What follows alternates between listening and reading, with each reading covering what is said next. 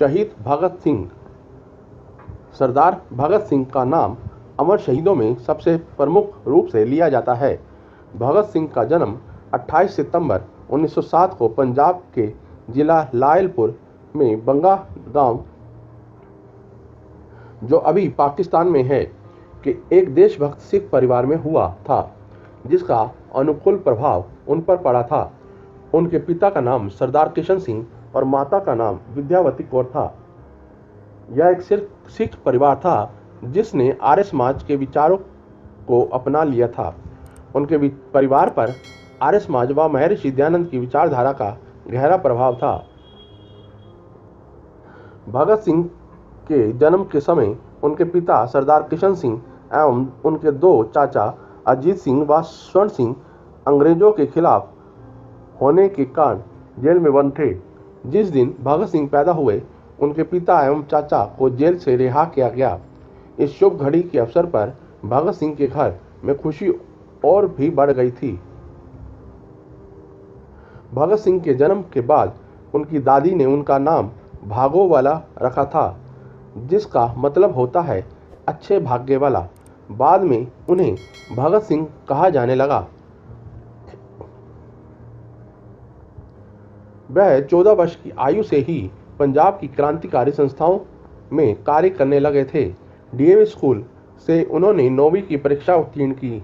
1923 में इंटरमीडिएट की परीक्षा पास करने के बाद उन्हें विवाह बंधन में बांधने की तैयारियां होने लगी, तो वह लाहौर से भागकर कानपुर आ गए। फिर देश की आज़ादी के संघर्ष में ऐसे रमे कि पूरा जीवन ही देश को समर्पित कर दिया। भगत सिंह ने देश की आज़ादी के लिए जिस साहस के साथ शक्तिशाली ब्रिटिश सरकार का मुकाबला किया, वह युवकों के लिए हमेशा ही एक बहुत बड़ा आदर्श बना रहेगा। भगत सिंह को हिंदी, उर्दू, पंजाबी तथा अंग्रेजी के अलावा बांग्ला भी आती थी, जो उन्होंने बटुकेश्वर दत्त से सीखी थी। जेल के दिनों में उन्हें उनके लिखे खतों व लेखों से उनके विचारों का अंदाजा लगता है। उन्होंने भारतीय समाज में भाषा, जाति और धर्म के कारण आई दूरियों पर दुख व्यक्त किया था। उन्होंने समाज के कमजोर वर्ग पर किसी भारतीय के प्रहार को भी उसी शक्ति से सोचा जितना कि किसी अंग्रेज के द्वारा किए गए अत्याचार को। उनका विश्वास था कि उनकी शहादत से भारतीय जनता और उग्र हो जाएगी, लेकिन जब तक वह जिंदा रहेंगे ऐसा नहीं हो पाएगा। इसी कारण उन्होंने मौत की सजा सुनाने के बाद भी माफीनामा लिखने से साफ मना कर दिया था। अमृतसर में 13 अप्रैल 1919 को हुए जलियांवाला बाग हत्याकांड ने भगत सिंह की सोच पर इतना गहरा प्रभाव डाला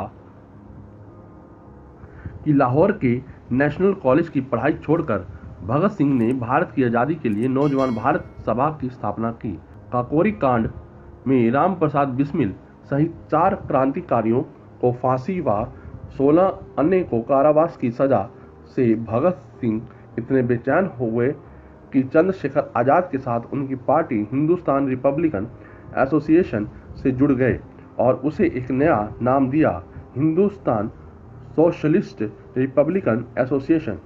इस संगठन का उद्देश्य सेवा, त्याग और पीड़ा झेल सकने वाले नवयुवक तैयार करना था। इसके बाद भगत सिंह ने राजगुरु के साथ मिलकर 17 दिसंबर 1928 को लाहौर में सहायक पुलिस अधीक्षक रहे अंग्रेज अधिकारी जेपी सैंडर्स को मारा। इस कार्रवाई में क्रांतिकारी चंद्रशेखर आज़ाद ने भी उनकी पूरी सहायता की। इसके बाद भगत सिंह ने अपनी क्रांतिकारी साथी बटुकेश्वर दत्त के साथ मिलकर अलीपुर रोड, दिल्ली स्थित ब्रिटिश भारत की तत्कालीन सेंट्रल असेंबली के सभागार में 8 अप्रैल 1929 को अंग्रेज सरकार को जगाने के लिए बम और पर्चे फेंके। बम फेंकने के बाद वहीं पर उन दोनों ने अपनी गिरफ्तारी भी दी। इसके बाद लाहौर षड्यंत्र के इस मुकदमे में भगत सिंह को और उनके 2 अन्य साथियों राजगुरु तथा सुखदेव को 23 मार्च 1931 को एक साथ फांसी पर लटका दिया गया। यह माना जाता है कि मृत्यु दंड के लिए 24 मार्च की सुबह ही तय थी, लेकिन लोगों के भय से डरी सरकार ने 24 मार्च की मध्य रात्रि ही इन वीरों की जीवन लीला समाप्त कर दी और रात के अंधेरे में ही सतलज के किनारे उनका अंतिम संस्कार भी कर दिया गया। यह एक संयोग ही था कि जब उन्हें फांसी दी गई और उन्होंने संसार से विदा ली, उस वक्त उनकी उम्र 23 वर्ष 5 माह और 23 दिन थी और दिन भी था 23 मार्च। अपने फांसी से पहले भगत सिंह ने अंग्रेज सरकार को एक पत्र भी लिखा था, जिसमें कहा था कि उन्हें अंग्रेजी सरकार के खिलाफ भारतीयों के युद्ध का प्रतीक एक युद्ध बंदी समझा जाए तथा फांसी देने के बजाय गोली से उड़ा दिया जाए, लेकिन ऐसा नहीं हुआ। भगत सिंह की शहादत से न केवल अपने देश के स्वतंत्रता संघर्ष को गति मिली, बल्कि नवयुवकों के लिए भी वह प्रेरणा स्रोत बन गए। वह देश के समस्त शहीदों के सिरमौर बन गए। उनके जीवन पर आधारित कई हिंदी फिल्में भी बनी हैं, जिनमें the legend of Bhagat Singh, शहीद भगत सिंह आदि। आज भी सारा देश उनके बलिदान को बड़ी गंभीरता व सम्मान से याद करता है।